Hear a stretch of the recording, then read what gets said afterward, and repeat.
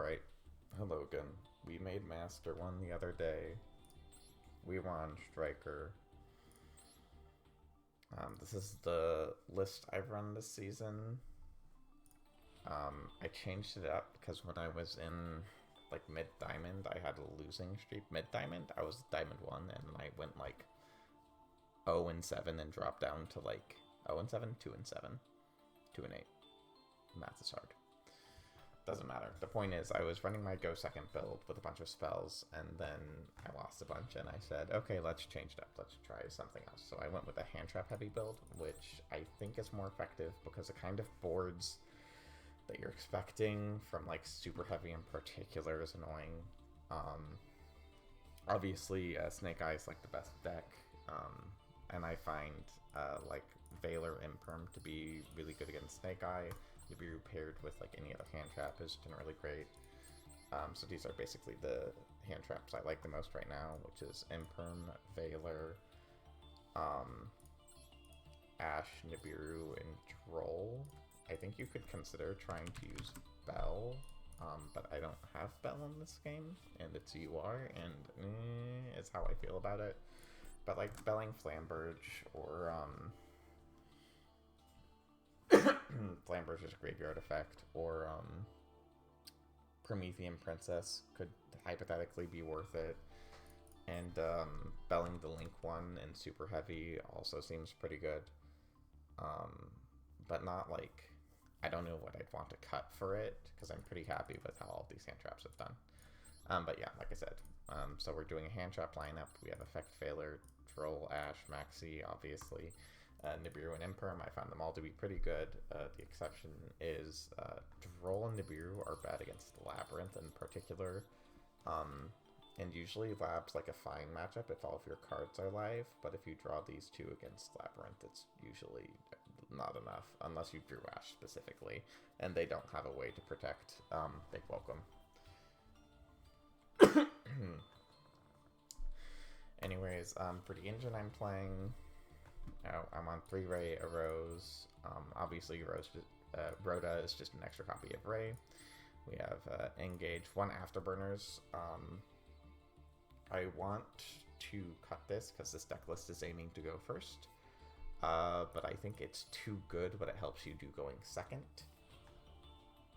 So I'm not cutting it. Here it is in the deck list. I think the how much it helps you break boards going second is worth the occasional brick it is when you go first. I'm playing 3 multi-roll because this essentially, when you go first, is an extra copy of Widow Anchor. And if you're going second, it can help you break boards, and it's your long-term win con. I think you could hypothetically go down to 2 or 1 copies if you wanted to fit others in. I would go down to 2. I really wouldn't advise 1. But you can do that. Run Thrones, because I need copies of Ray. We don't have a bunch of draw cards. So we're hoping to basically hard draw Ray, and hopefully not have to use Engage to search her. 3 Widow Anchor, Great Interrupt.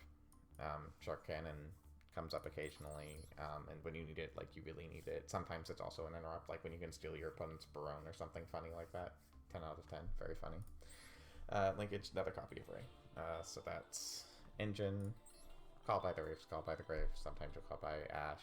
On rare occasions, you'll call by Maxi because you just need the special summon bunch that turn. But usually, you kind of just let Maxi resolve and either draw them 0 cards or like 1 or 2 cards, unless you have a Nightmare hand where you need a special summon like so many times. But that's not too frequent.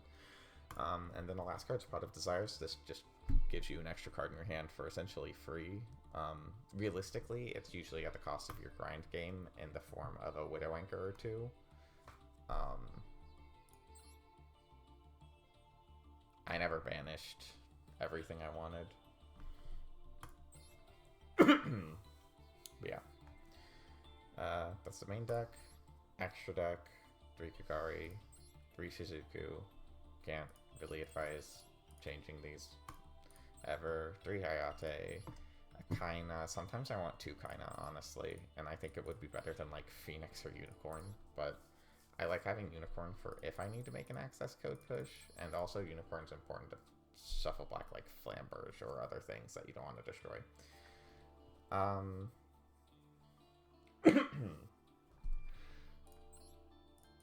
But yeah, Zeke's good. Azalea's very important in this list because if you played Striker, you might be wondering, hey, doesn't Nibiru kind of like ruin your own self? And the thing with Nibiru is that it's fine to Nibiru yourself if you have Ray, Rose, multi-roll,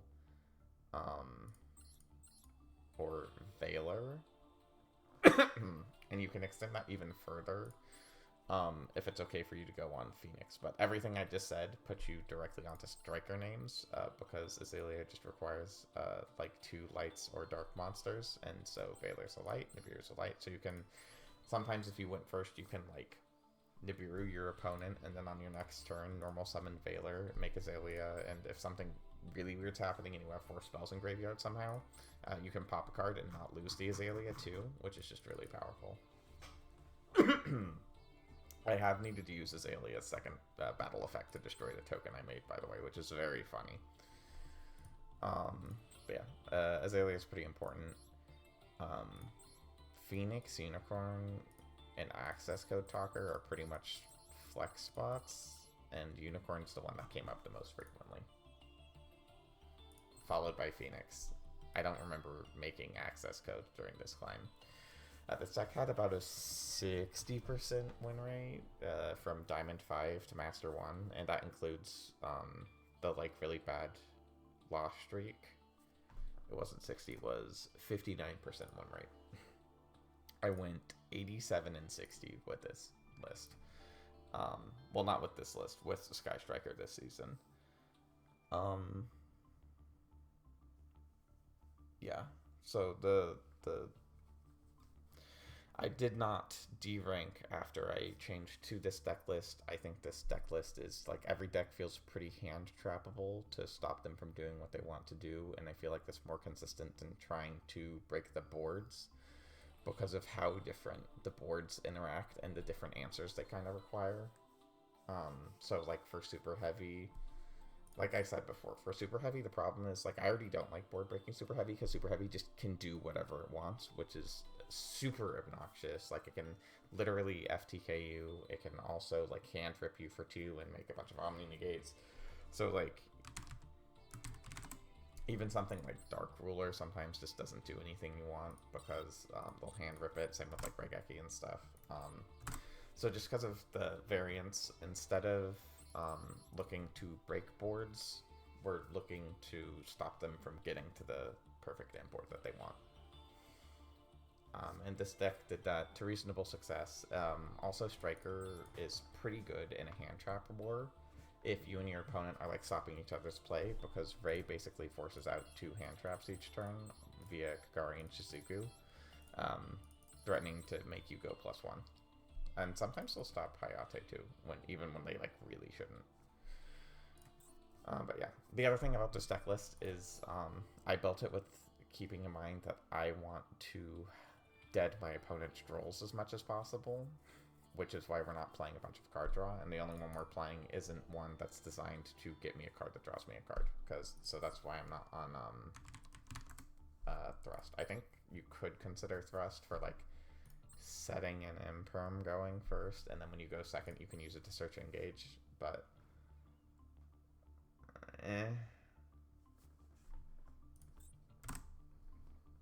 I just find Desires a lot better, because if you're going first, you're just simply drawing 2 cards, which is fantastic, and if you're going second, you're still drawing 2 cards, which is fantastic. So I found Desires very good. I was very pleased with its performance.